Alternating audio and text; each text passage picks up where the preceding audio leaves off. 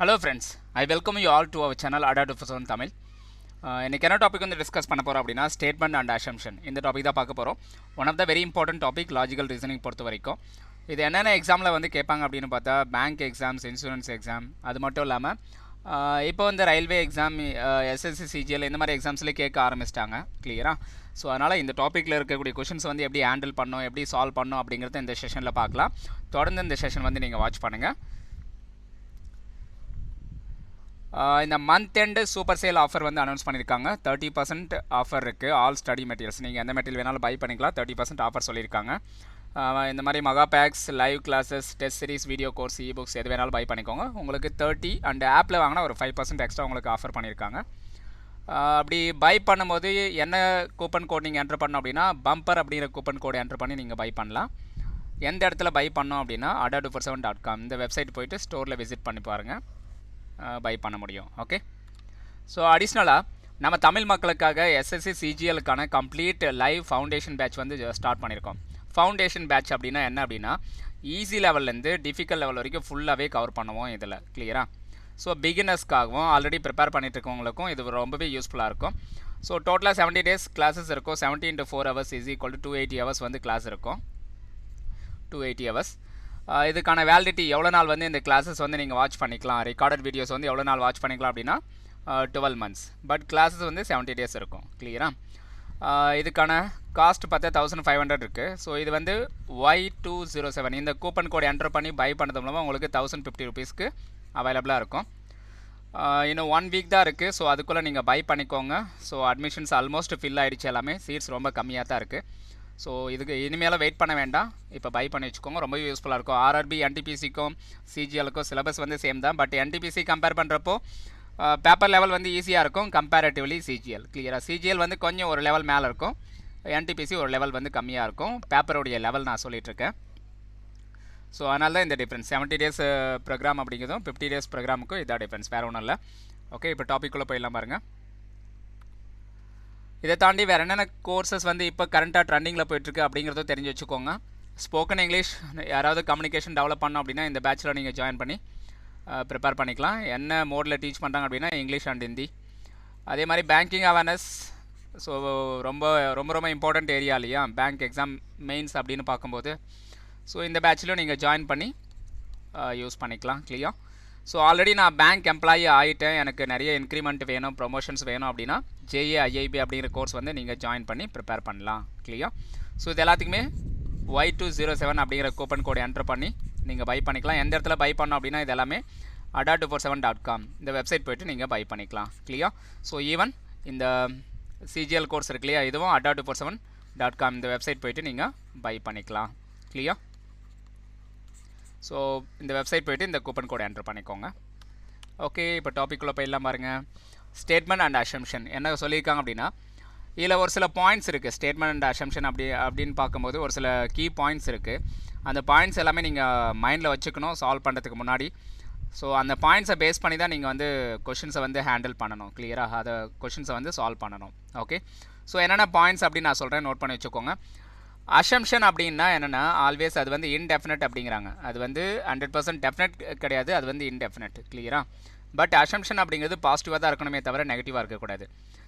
அதை தாண்டி வேறு என்ன பாயிண்ட் சொல்கிறாங்க அப்படின்னா some words like only, each, any, every, all, இந்த கொஷின் இண்டிகேட்டிங் வேர்ட்ஸ், அதே மாதிரி ஆன்சர் இண்டிகேட்டிங் வேர்ட்ஸ், இது எல்லாமே ஒரு டெஃபினட் மீனிங்கை கொடுக்கும். பட்டு, சர்டன்லி, இது எல்லாமே வந்து டெஃபினட் மீனிங்கை கொடுக்கும். அதனால் அசம்ஷன் அப்படிங்கிற டாப்பிக்கை பொறுத்த வரைக்கும் இந்த மாதிரி கீவேர்ட்ஸ் ஏதாவது வந்து அது ராங் தான் எடுக்கணும் கிளியராக. இந்த அசம்ஷன் அப்படிங்கிற டாப்பிக்கை பொறுத்த வரைக்கும் இந்த மாதிரி கீவேர்ட்ஸ் ஏதாவது வந்திருக்கு, அதாவது அசம்ஷனில் இந்த மாதிரி கீவேர்ட்ஸ் ஏதாவது கொடுத்துருக்கேன் அப்படின்னா அந்த பர்டிகுலர் ஸ்டேட்மெண்ட் வந்து ஒரு டெஃபினட் மீனிங்கை கொடுக்கும். அப்படிங்கிறனால அதை ராங்னு எடுத்துக்கணும். ஏன் அப்படின்னா அசம்ஷன் அப்படிங்கிறது டெஃபினட் கிடையாது, இன்டெஃபினட், அதை மைண்டில் வச்சுக்கோங்க கிளியராக. அடுத்தது என்ன சொல்கிறேன்னா some words like some, to large extent, many, much, exist, இந்த மாதிரி வேர்ட்ஸ் ஏதாவது எக்ஸிஸ்ட் ஆகுது அப்படின்னா அது வந்து இம்ப்ளிசிட். ஏன் அப்படின்னா இது வந்து டெஃபினட் மீனிங் கொடுக்காது இதெல்லாம், சரியா. சம் அப்படிங்கிறது ஒரு டெஃபினட் மீனிங் கிடையாது, ஸோ அது ஒரு பாசிபிள் மீனிங் தான் வரும். ஸோ அதனால் அதை என்ன சொல்கிறோம் அப்படின்னா வேலிட் அப்படின்னு எடுத்துக்கணும் கிளியராக. அடுத்தது என்ன சொல்கிறாங்கன்னா any assumption that is conveying a message, ஏதாவது ஒரு மெசேஜை கன்வே பண்ணுது லைக் அட்வர்டைஸ்மெண்ட்டு, நோட்டீஸு, அப்பீல், இந்த மாதிரி ஏதாவது ஒரு மெசேஜை கன்வே பண்ணுற வகையில் ஏதாவது அசம்ஷன் வருது அப்படின்னா அதுக்கான ரெஸ்பான்சஸ் ஏதாவது கொடுத்துருக்காங்க, அதை ரெஸ்பாண்ட் பண்ணுற வகையில் ஏதாவது கொடுத்துருக்காங்க அப்படின்னா அதை வந்து வேலிட் அப்படின்னு எடுத்துக்கணும் கிளியராக. ஸோ அடுத்தது என்ன பாயிண்ட் இருக்குது அப்படின்னு பாருங்கள். Any assumption that is talking about the social welfare, government policy, இந்த மாதிரி ஏதாவது கவர்மெண்ட் பாலிசி அல்லது சோசியல் வெல்ஃபேர் இந்த மாதிரி ஏதாவது ஒரு ஸ்டேட்மெண்ட்டில் மென்ஷன் பண்ணியிருக்கான் அப்படின்னா அது எப்பவுமே ட்ரூ அப்படின்னு எடுத்துக்கணும். ஏன் அப்படின்னா அது வந்து நம்ம சொசைட்டிக்கு சப்போர்ட் பண்ணுற வகையிலையும், அதே மாதிரி கவர்மெண்ட் பாலிசி அப்படிங்கிறது நாம் வந்து அதை அக்செப்ட் பண்ணிக்கிற வகையில் இருக்கும். அதனால் அது வந்து ட்ரூன்னு தான் எடுத்துக்கணும். கிளியராக கவர்மெண்ட் ரிலேட்டடாக எது வந்தாலும் அசம்ஷன் டாப்பிக்கில் ட்ரூன்னு எடுத்துக்கோங்க. ஓகே. ஸோ அடுத்தது, if any assumption is talking about past and future, that assumption will always be explicit. அதாவது ஃபாஸ்ட்டு அண்டு ஃபியூச்சர், இது வந்து பாஸ்ட் டென்ஸ் ஃபியூச்சர் டென்ஸ் ஏதாவது சம்மந்தப்பட்ட மாதிரி ஏதாவது வருது அப்படின்னா அது வந்து ராங் அப்படின்னு எடுத்துக்கணும் அசம்ஷன் டாப்பிக்கில். அடுத்தது, if any assumption showing the word like suggestion, order, request இந்த மாதிரி ஏதாவது வந்து அதை ட்ரூன்னு எடுத்துக்கோங்க, அதை வந்து வேல்யூன்னு எடுத்துக்கோங்க. சஜஷன் அப்படிங்கிறது வந்து கம்பல்ஷன் கிடையாது இல்லையா, ஆர்டரிங் அப்படிங்கிறது கம்பல்ஷன் கிடையாது ஃபாலோ பண்ணுங்கிறது. ஸோ கம்பல்ஷன் மீன்ஸ் அது டெஃபினட் இந்த மாதிரி கேட்டகரியில் போயிடும். கிளியராக. ஸோ ஆர்டர், சஜஷன், ரிக்வஸ்டிங் இது எல்லாமே வந்து ஒரு ஆப்ஷனல் தான் நமக்கு. சரி, இது எல்லாமே ஒரு ஆப்ஷனல் டைப்பில் எது வந்தாலும் அது வேல்யூன்னு எடுத்துக்கோங்க. கிளியர்.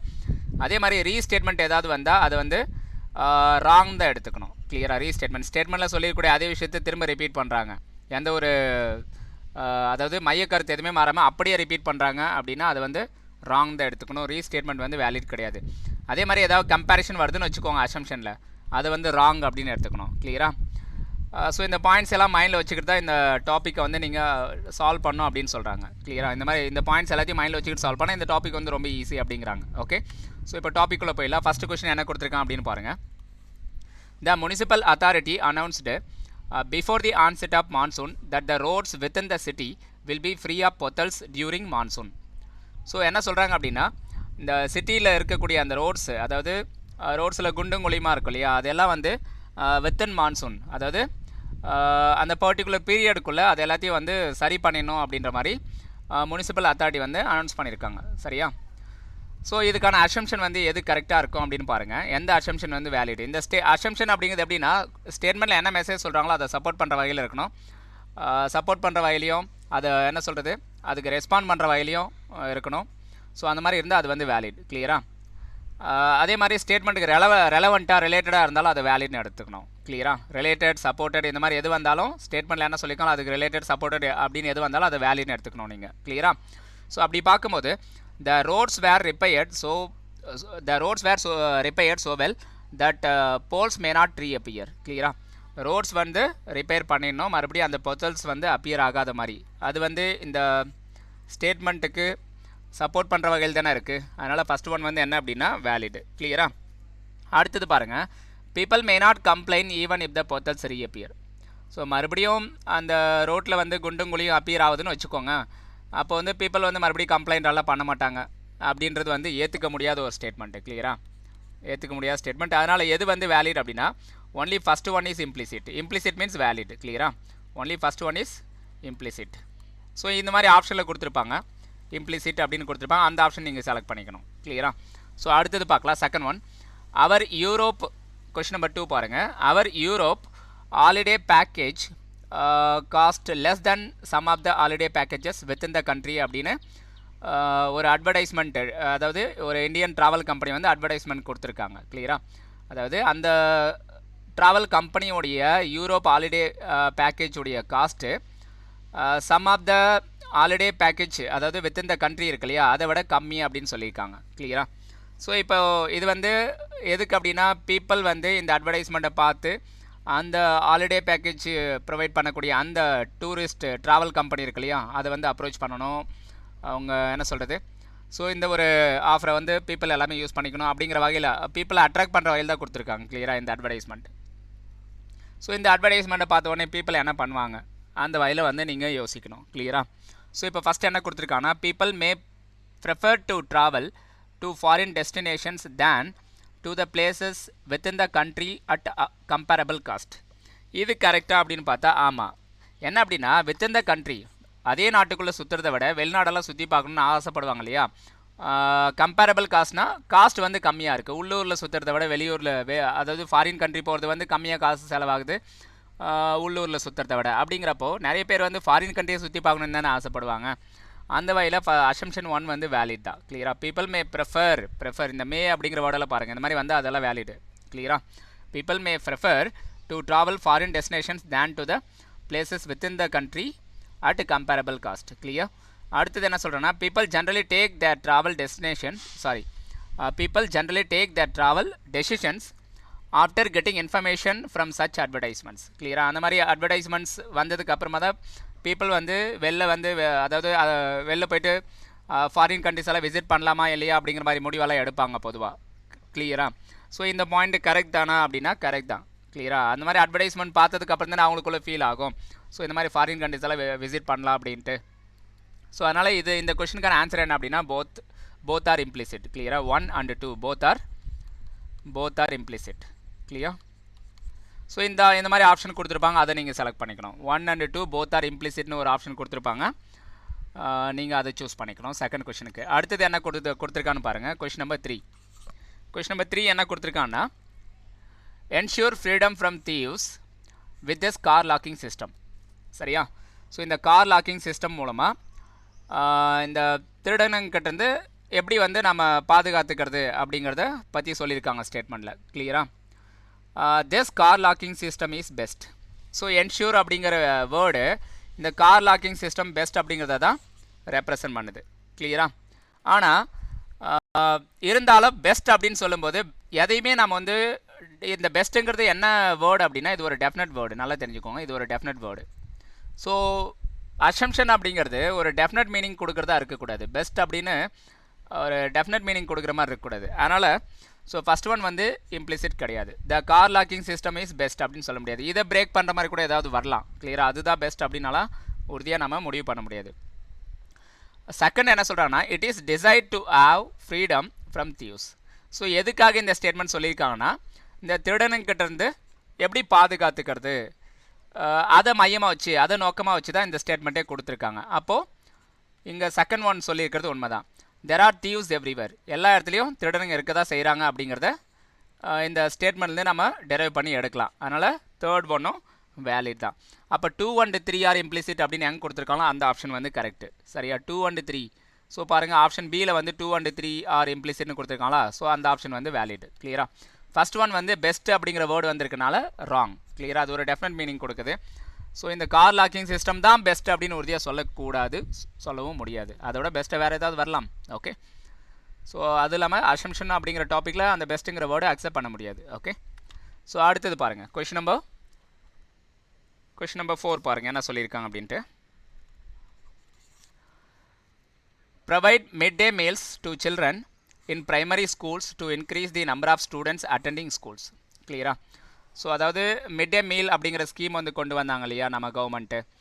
அப்படி அந்த ஸ்கீம் கொண்டு வரது மூலமாக இந்த பிரைமரி ஸ்கூலில் கொண்டு வரது மூலமாக அந்த நம்பர் ஆஃப் ஸ்டூடெண்ட்ஸ் ஸ்கூலில் நம்பர் ஆஃப் ஸ்டூடெண்ட்ஸுடைய அந்த என்ன சொல்கிறது அட்மிஷன்ஸ் இருக்கு இல்லையா அதை இன்க்ரீஸ் பண்ணுறதுக்கு இந்த ஸ்கீம் ரொம்பவே பெனிஃபிஷியலாக இருக்கும், ரொம்பவே ஹெல்ப்ஃபுல்லாக இருக்கும் அப்படிங்கிற மாதிரி ஸ்டேட்மெண்ட் கொடுத்துருக்காங்க. கிளியரா? ஸோ அசம்ஷன் என்ன அப்படின்னா mid day meals will attract the children to the schools. கண்டிப்பாக. சரியா? ஸ்கூலில் மிட் டே மீல் கொடுக்குறாங்க அப்படின்னா அந்த விஷயம் சில்ட்ரனை அட்ராக்ட் பண்ணும். நிறைய ஃபேமிலிஸில் என்ன சொல்கிறது 3 வேளை சாப்பிட்றதுக்கு கூட சாப்பாடு இல்லாமல் கஷ்டப்படுவாங்க. ஸோ அந்த வகையில் அந்த மாதிரியான பேரண்ட்ஸ் என்ன பண்ணுவாங்க அப்படின்னா குழந்தைங்கள ஸ்கூலுக்கு அனுப்பி அட்லீஸ்ட் ஸ்கூல்லையாவது சாப்பிட்டோம் அப்படின்னு தான் நினைப்பாங்க. அந்த ஒரு பர்பஸ்க்காவது ஸ்கூலுக்கு அனுப்புவாங்க. கிளியரா? ஸோ அடுத்தது என்ன அப்படின்னா those children who are otherwise deprived of good food will attend the schools. கிளியரா?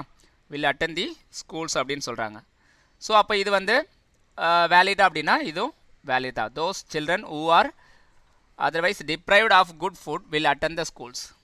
ஸோ ஆன்சர் என்ன எடுத்துக்கலாம் அப்படின்னா இதுக்கு both follows அப்படின்னு எடுத்துக்கோங்க. both are valid அப்படின்னு எடுத்துக்கோங்க. ஸோ அடுத்தது என்ன சொல்கிறான்னு பாருங்கள். Municipal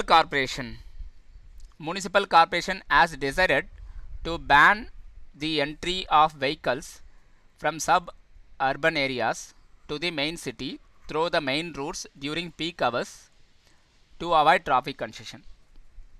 இந்த முனிசிபல் கார்பரேஷன் என்ன பண்ணியிருக்காங்க அப்படின்னா இந்த வெஹிக்கல்ஸ் உடைய அதாவது சப்அர்பன் ஏரியாவிலேருந்து மெயின் சிட்டிக்குள்ளே வரக்கூடிய அந்த வெஹிக்கல்ஸ் அதாவது மெயின் ரூட் மூலமாக வரக்கூடிய சப்அர்பன் ஏரியாவிலேருந்து மெயின் சிட்டிக்குள்ளே வரக்கூடிய அந்த மெயின் ரூட் இருக்கு இல்லையா மெயின் ரூட்டை என்ன சொல்லியிருக்காங்கன்னா அந்த என்ட்ரியை பேன் பண்ணிடலாம், அந்த என்ட்ரியை ஸ்டாப் பண்ணிடலாம்.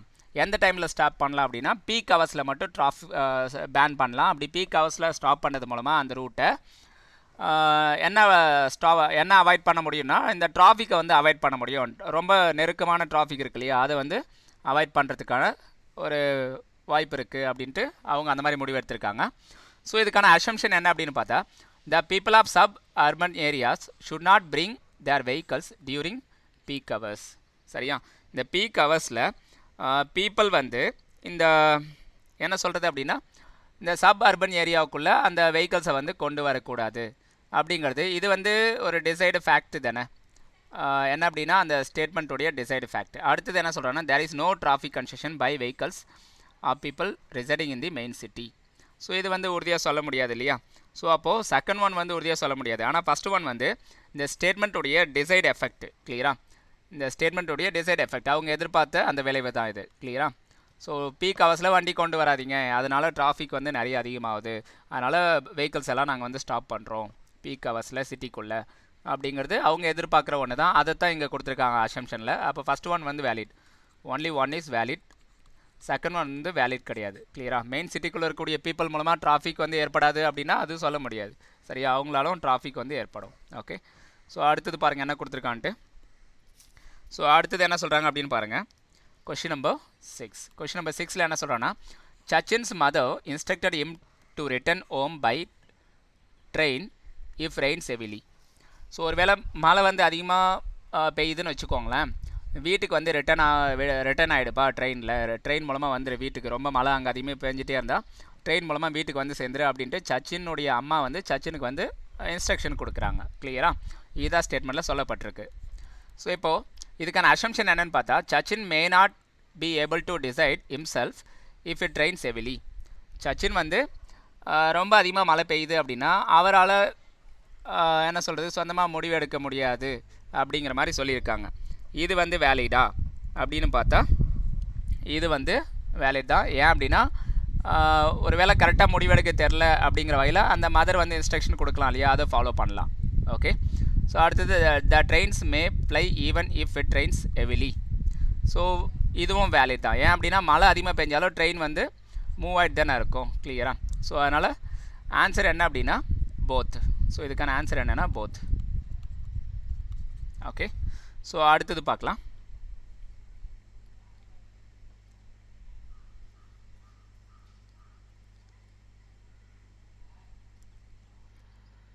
Okay, Sachin may not be able to decide. May not be able to இது வந்து நெகட்டிவ், சாரி இது வந்து நெகட்டிவ் வருது, அதனால் செகண்ட் ஒன் மட்டும் வேல்யூன்னு எடுத்துக்கோங்க, ஃபஸ்ட் ஒன் கிடையாது. கிளியரா, இது வந்து ஒரு எப்போவுமே அசம்ஷன் அப்படிங்கிறது பாசிட்டிவாக இருக்கணும்னு நம்ம பார்த்துருக்கோம் இல்லையா, பாசிட்டிவாக தான் இருக்கணும். பட் இது வந்து நெகட்டிவாக வந்திருக்கு இந்த ஸ்டேட்மெண்ட்டு, அதனால் வந்து ராங் அப்படின்னு எடுத்துக்கணும். செகண்ட் ஒன் மட்டும் வேலிட். கிளியர். ஸோ அடுத்தது பார்க்கலாம். Question number 7. The government has decided to pay compensation to the tune of rupees 1 lakh to the family members of those who are killed in railway accident. அதாவது government வந்து decide பண்ணியிருக்காங்க, யாரெல்லாம் railway ஆக்சிடெண்ட்டில் இறந்துட்டாங்களோ அந்த ஃபேமிலிக்கு வந்து ஒரு 1 lakh ரூபி வந்து கம்பன்சேட் பண்ணுற வகையில் வந்து கொடுக்கலாம் அப்படிங்கிற மாதிரி சொல்லியிருக்காங்க. கிளியரா, இதுக்கான அசம்ஷன் என்ன அப்படின்னு பார்த்தா, the government has enough funds to meet the expenses due to compensation. So government கிட்ட போதுமான பணம் இருக்கும். சரியா, இதை கம்பன்சேட் பண்ணுறாங்க அப்படின்னா அதை கம்பன்சேட் பண்ணுறதுக்கு போதுமான அளவுக்கு பணம் இருந்தால் தான் அந்த ஸ்டேட்மெண்ட்டே அவங்களால சொல்ல முடியும். கிளியரா, ஸோ அதனால் ஃபஸ்ட் ஒன் வந்து வேலிட் தான். ஸோ அடுத்தது, there may be reduction in incidents of railway accidents in near future. இப்போ வந்து எதிர்காலத்தை பற்றி ஏதாவது பேசினா அதை என்னென்னு எடுத்துக்கணும், ராங் தானே எடுத்துக்கணும். எதிர்காலத்தை வந்து ரயில்வே ஆக்சிடென்ட் குறையும் அப்படின்னு சொல்கிறது வந்து அது வந்து ஏற்றுக்கூடிய ஸ்டேட்மெண்ட்டானு பார்த்தா ஏற்றுக்கூடிய ஸ்டேட்மெண்ட் கிடையாது. அதனால் செகண்ட் ஒன் வந்து வேலிட் கிடையாது. கிளியரா, அதனால் இது என்னென்னு எடுத்துக்கணும், ராங்னு எடுத்துக்கணும். கிளியரா, ஸோ அடுத்தது என்ன சொல்கிறான்னு பாருங்கள்.